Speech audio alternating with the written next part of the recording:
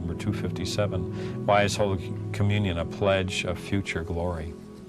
It is a pledge of future glory because when we receive Christ in this sacrament, is the seed of everlasting life. Christ is like giving us a ticket and saying, if you hold fast to it, if you don't throw it away by neglect, by mortal sin, I promise you life everlasting. You will live forever.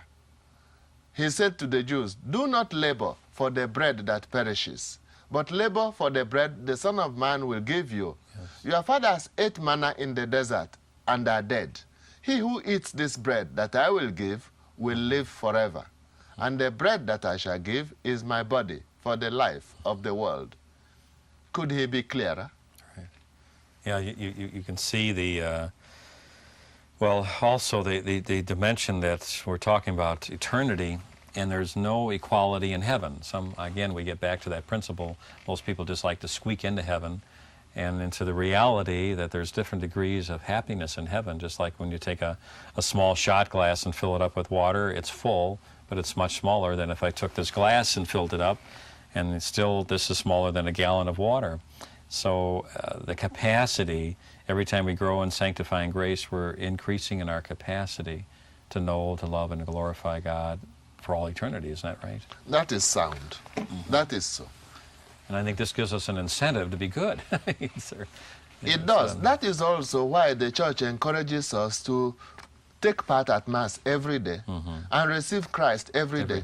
Indeed, the latest regulations in the liturgy are that if you take part at Mass 2 times in the same day, you are allowed to receive Holy Communion 2 times in the same day, provided you took part at Mass. Yes. And you don't just walk in, receive communion, and walk away again. That is that attitude of Jesus and me again. Right. That you identified with the community. Right. So you can now, since the Second Vatican Council, providing you've attended 2 Mass, you can receive twice then. Yes. It isn't actually since the Council. The Council is almost 30 years now, 26 years. But this regulation is in the last few years. Yes. Since the Council, it was for Easter Day and Christmas Day. But in the last few years, it is now for every day you can receive twice. Yes. Not 3, not 4, 2 times, provided you took part at 2 Masses. Yes. Those Masses. The complete sacrifice, not yes. walk in light. Yes.